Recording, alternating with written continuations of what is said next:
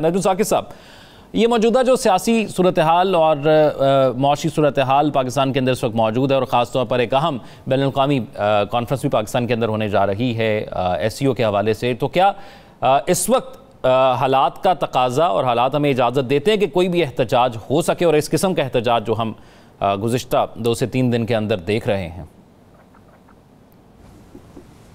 देखिए, इस तरह की सूरत हाल जो पैदा हो चुकी है ख़ास तौर पे इस्लामाबाद में पिछले 2-3 दिनों से, और अब लाहौर की तरफ इरादा है, ये तो कोई भी मुल्क जो है किसी भी सूरत में मुतहम्मिल नहीं होता।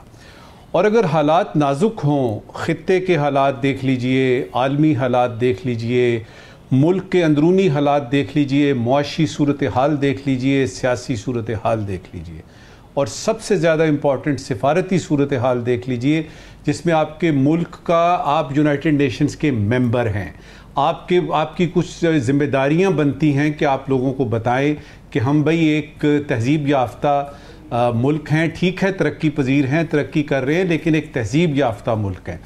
तो जहाँ तक मुतहम्मिल होने का ताल्लुक है, तो वो तो कोई मुल्क भी अफोर्ड नहीं कर सकता कि इस सूरत हाल में।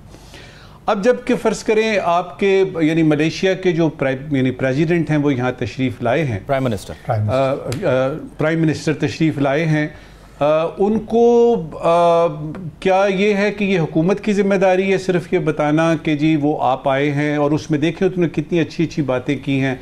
पाम ऑयल के साथ आपने देखा कि कुछ यानी बिज़नेस की बातें हुई हैं, कुछ आटे चावल की बातें हो रही हैं, कुछ हिसाब किताब ऐसे हो रहे हैं कि जिसमें मुल्क के कुछ बिज़नेस का जो होगा। फिर ये है कि और कुछ नहीं तो वो आपके मेहमान हैं। अब मैं यहाँ ये नहीं कह रहा कि PTI का जो एहतजाज है वो जायज़ है कि नहीं जायज़ है, मैं इसकी बात नहीं कर रहा। मैं बात कर रहा हूँ इसकी कि दुनिया आज के दिन फॉर इंस्टेंस असातिज़ा का आलमी दिन मना रही है। बिल्कुल, आप यकीन कर लीजिए कि PTI हो या PMLN हो या उसके बाद आपकी PPP हो, किसी सियासी जमात की तरफ से मुझे ये नहीं आया कि इस पूरे जो मुआशरे में जो सबसे अहम किरदार होता है माँ बाप के बाद, वो उस्ताद का होता है, और साल में एक दफ़ा आता है। किसी ने बात की है, इससे क्या पता लगा आपको? इससे ये पता लगेगा कि फोकस कहीं और पे है। आपने ये यानी मुतहम्मिल की बात की। देखिए, अभी पहले बात करते हैं यानी क्विकली मुआशी तौर पे, फिर सियासी तौर पे और सिफारती तौर पे, और हमारा पैनल आज कोशिश करेगा कि अपने नाजरीन को और आपके लाखों नाजरीन को ये बताया जाए कि इस वक्त जो सूरत हाल है पाकिस्तान की, उसके मुआशी, सियासी और सिफारती पहलू जो हैं वो कुछ ऐसे हैं कि किसी किस्म का चांस आप ले नहीं सकते। शुरू करते हैं मुआशी से। देखिए, कुछ दिनों पहले की बात है कि हम डिफ़ॉल्ट का सुन रहे थे, फिर कुछ दिनों पहले की बात है कि IMF का 7 बिलियन का पैकेज मिल जाता है।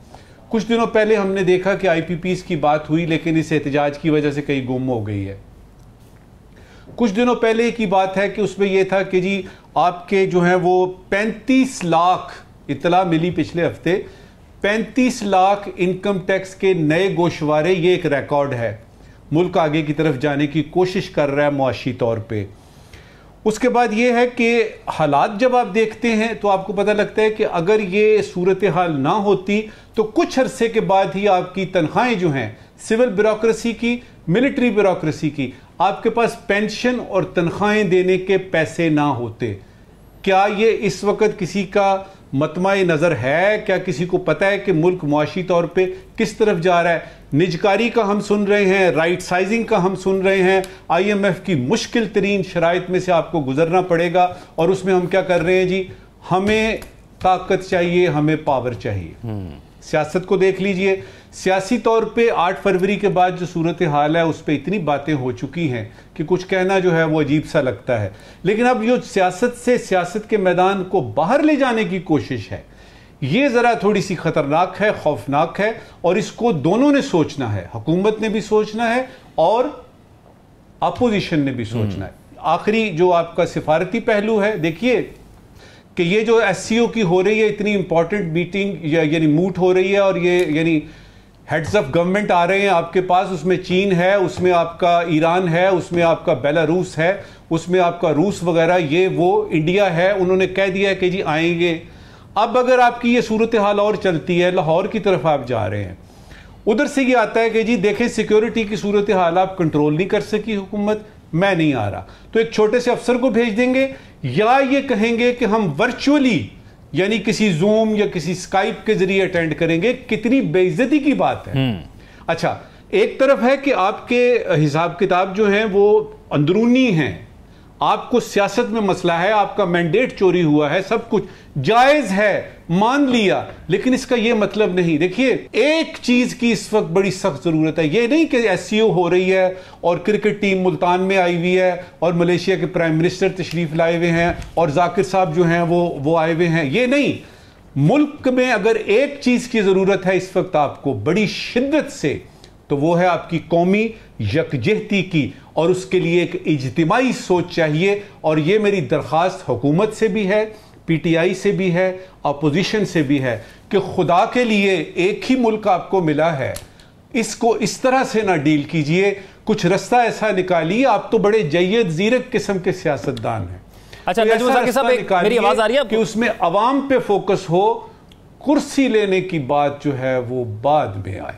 अच्छा नजमुल साकिब साहब, एक चीज़ मैं आपसे बुनियादी एक और भी जानना चाहूँगा कि हमारे यहाँ हमने देखा कि हुकूमत भी जल्दबाजी में है, ऑपोजिशन भी जल्दबाजी में है, लेकिन हम माजी में जब देखते हैं तो सबको मौका मिलता है, सबको टाइम मिलता है। इतनी जल्दबाजी ऑपोजिशन को भी किस बात की है? हम बात कल हमने की हुकूमत को किस बात की जल्दबाजी, ऑपोजिशन को भी इतनी जल्दबाजी क्यों है?